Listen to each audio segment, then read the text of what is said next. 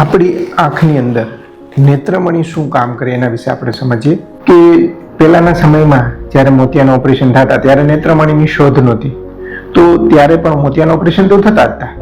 હવે આગળ આપણે જે મોતિયાનું સમજ્યા એ પ્રમાણે આપણો જે અંદર કુદરતી જે મણી છે એ અંદાજિત 20 નંબરનો મણી હોય છે. એનો પાવર આટલો 20 ડાયોપ્ટર જેટલો હોય.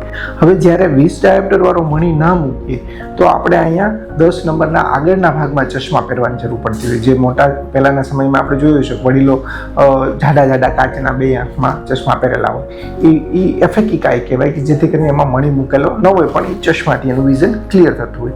હવે એ ચશ્મા જાડા નંબરના ન પહેરવા પડે અને એના અનુસંધાનમાં જે મણી મૂકવામાં આવે આંખની અંદર નેત્રમણી કે આર્ટિફિશિયલ લેન્સ, એ મોતિયો કાઢીને અંદર મૂકી દે કે જેથી કરીને ઓપરેશન પછી જાડા 10 નંબરના ચશ્મા પહેરવાની જરૂર ન રહે.